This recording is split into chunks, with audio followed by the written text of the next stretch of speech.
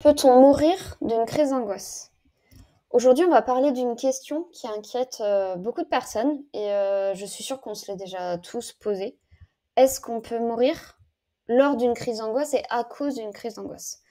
Vous savez, les crises d'angoisse, c'est cette anxiété brutale qui arrive sans prévenir, avec des palpitations cardiaques, l'impression d'avoir du mal à respirer et surtout cette peur intense de devenir fou, de perdre le contrôle ou de mourir.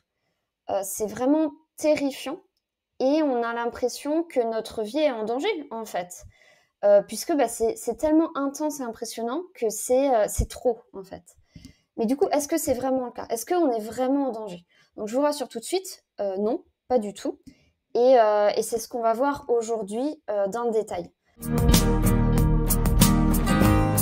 Donc c'est très normal et c'est très courant d'avoir cette impression d'être en train de mourir lorsqu'on fait une crise d'angoisse.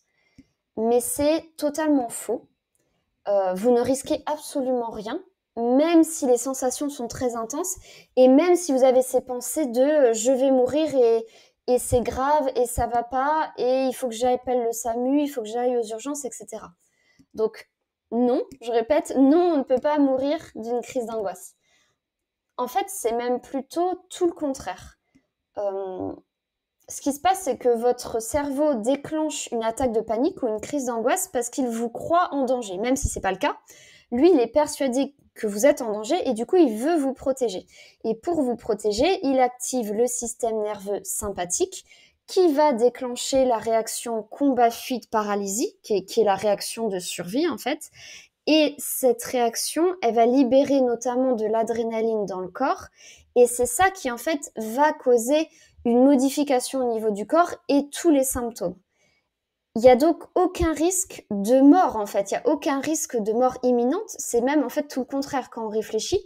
Puisque, en fait, votre cerveau et votre corps font tout pour vous protéger d'un danger, même si ce danger, en fait, il n'est pas réel et il est imaginé. Donc non, vous n'êtes pas en danger, c'est vraiment tout le contraire. Il peut rien vous arriver. Est-il possible de mourir lors d'une crise d'angoisse parce qu'on a l'impression d'avoir du mal à respirer? C'est vrai que l'un des symptômes les plus effrayants lors d'une crise, c'est vraiment cette sensation de suffoquer, de manquer d'air. Mais il faut savoir qu'en réalité, la respiration, elle s'accélère, ça c'est vrai, elle s'accélère et c'est ça que vous ressentez. Pourquoi? Pour fournir plus d'oxygène à nos muscles, pour en fait nous permettre de combattre ou de nous enfuir. Parce que là aussi, le but de tout ça, c'est vraiment de garantir notre survie. C'est pas du tout de nous faire mourir en fait. Et ça veut pas dire du tout que vous allez suffoquer ou que vous manquez d'air. En fait, c'est même le contraire. C'est-à-dire qu'on respire trop et trop vite, parfois jusqu'à aller jusqu'à l'hyperventilation. Donc non, vous n'allez pas manquer d'air, vous n'allez pas arrêter de respirer. Ça, c'est une réaction normale face au stress. Et il faut savoir que quoi qu'il arrive, votre respiration, elle va se calmer, elle va s'apaiser, elle va redevenir normale une fois que la crise sera passée. N'ayez aucun doute là-dessus. Est-ce que c'est possible de mourir d'une crise d'angoisse parce que notre cœur bat trop vite? Est-ce que notre cœur peut nous lâcher, en fait, peut battre tellement vite qu'il va s'arrêter? C'est vrai que ressentir son cœur battre comme ça, là, rapidement et violemment, ça peut être vraiment terrifiant, surtout quand du coup, ça arrive d'un coup et sans raison. Il y a beaucoup de personnes qui pensent faire une crise cardiaque, mais pas du tout en fait. Une crise d'angoisse, ce n'est pas une crise cardiaque et ça ne veut pas dire que vous avez un problème cardiaque. Ces palpitations, c'est simplement votre corps qui là aussi se prépare à réagir face au danger, même si ce danger n'est pas réel en fait. Votre cœur, il bat plus vite pour fournir plus de sang et d'oxygène à vos muscles, puisque là aussi, l'idée, c'est de les préparer, les muscles, à combattre le danger ou à fuir.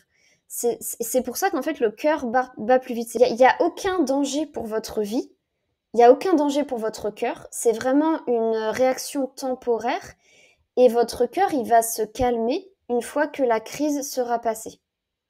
Maintenant, est-ce qu'on peut s'évanouir lors d'une crise de panique?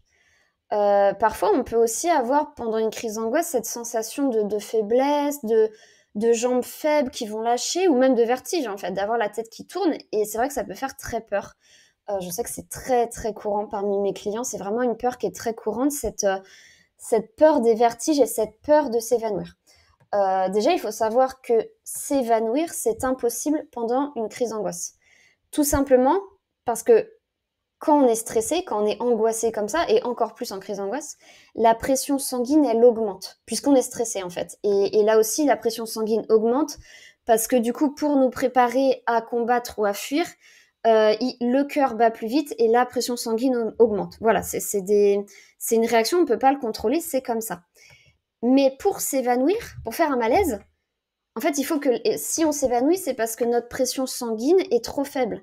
C'est ça, en fait, le mécanisme de l'évanouissement. C'est qu'en fait, la pression est trop faible et du coup, pour nous protéger, hop, on s'évanouit pour que du coup, la pression sanguine remonte. Évidemment, je simplifie beaucoup. Hein. Donc, du coup, non, c'est impossible. Je vous le dis tout de suite, c'est impossible de s'évanouir lors d'une crise d'angoisse puisque ça va pas, en fait. Vous pouvez pas avoir d'un côté la pression sanguine qui augmente et de l'autre côté, vous évanouir. C'est pas possible de s'évanouir avec une pression sanguine élevée. Alors attention, il y a une exception connue à cette règle, c'est la phobie du sang et des aiguilles, qui peut, là c'est prouvé, ça se voit souvent, là elle peut causer un malaise vagal. Donc typiquement les personnes, peut-être c'est votre cas, on va faire une prise de sang et on s'évanouit, et en fait on est angoissé, mais là dans ce cas-là la pression sanguine descend en fait. Voilà, c'est la seule exception connue. Cependant, ça n'empêche que cette impression de vertige, elle n'est pas dans votre tête. Hein. Cette sensation de vertige, elle est souvent causée par l'hyperventilation. L'hyperventilation, bah, c'est justement le fait de respirer trop vite. Ça vient en fait déséquilibrer les niveaux de dioxyde de carbone et du coup, ça peut causer tout un tas de sensations, notamment des fourmillements ou des vertiges. Donc en fait, ce qu'il faut retenir, c'est que même si vous vous sentez faible ou étourdi, c'est vraiment très très rare d'aller jusqu'à perdre complètement connaissance. Et d'ailleurs, il faut savoir que même si vous deviez vous évanouir, ben c'est pas grave en fait, c'est pas non plus dangereux en soi. Je sais que ça fait très peur, je ne sais pas pourquoi exactement, je le comprends parce que moi aussi j'en avais très peur, mais il faut savoir que ce qui est dangereux, c'est pas de s'évanouir, c'est pas de faire un malaise en soi. Le plus dangereux, c'est vraiment de tomber en fait en étant debout et donc du coup de se faire mal et notamment à la tête en fait. C'est ça en fait, c'est plus finalement la chute que le malaise en lui-même qui est dangereux. Pour conclure, parlons des véritables risques des crises d'angoisse. En fait, le plus gros risque, c'est pas de mourir puisque ça ne va pas arriver, c'est plutôt que ça s'éternise dans le sens que vous ayez des crises d'angoisse très régulièrement et à répétition et que ça, en fait, ça finisse par avoir un impact sur votre vie et sur votre santé mentale, en fait. Les crises de panique, ça peut parfois mener à des troubles anxieux. Je pense notamment aux troubles paniques ou à l'agoraphobie. Le trouble panique, c'est la peur de refaire une crise d'angoisse qui du coup fait qu'on anticipe tout, qu'on pense qu'à ça et que du coup on va éviter certaines situations. Et à long terme, bah ça peut mener à l'agoraphobie, donc c'est carrément jusqu'à avoir des difficultés à sortir de chez soi en fait, à avoir tellement la peur de faire une crise d'angoisse que du coup on fait plus rien en fait et on se limite. Les crises d'angoisse, ça peut aussi se transformer en anxiété généralisée. C'était mon cas, donc c'était mon cas pour le trouble panique, l'agoraphobie et l'anxiété généralisée. L'anxiété généralisée, en fait, c'est une angoisse qui est moins intense. C'est pas aussi fort et aussi brutal qu'une crise d'angoisse, mais c'est présent. Et en fait, c'est présent quasi en permanence, parfois toute la journée et parfois tous les jours. Et en fait, ça arrive parce que notre système nerveux est totalement déséquilibré et du coup, c'est comme si on est en stress chronique, en fait. On est en état de stress chronique. Et puis, bah, vivre régulièrement des crises d'angoisse, des tels épisodes traumatiques, hein, parce que ça peut être vraiment traumatisant, une crise d'angoisse, bah, ça peut finir par avoir un impact sur votre vie au quotidien. Hein. Évidemment, ça peut entraîner des difficultés au travail, dans vos relations, ou même chez vous, en fait, même pour votre vie quotidienne. Et c'est normal de se sentir déprimé ou découragé, parfois, par tout ça, ou de culpabiliser et s'en vouloir, en fait. C'est compliqué à vivre. Et c'est pour ça que c'est important de ne pas laisser traîner cette situation et de chercher des solutions et de surtout ne pas laisser ces crises dominer votre vie. C'est vous qui avez le contrôle de votre vie et c'est pas les crises d'angoisse. Donc aujourd'hui, si vous vous sentez dépassé par des crises d'angoisse à répétition comme ça récurrentes, si vous sentez que oui, que vous vous limitez, que faire certaines choses devient de plus en plus compliqué, sachez que vous n'êtes pas seul. Beaucoup de gens vivent ça, vivent la même chose que vous. Beaucoup de gens ont réussi à surmonter ces crises aussi et à retrouver une vie totalement normale. C'est important de le dire. Moi-même, je suis passée par là et j'en suis sortie. Aujourd'hui, je ne fais plus de crise d'angoisse. Donc, si vous êtes intéressé, je peux vous aider à vous sentir mieux par rapport à ça, de différentes façons, via des accompagnements individuels ou via des formations en ligne. N'hésitez pas à me contacter si vous voulez en savoir plus. Je vous mettrai tous les liens dans les descriptions.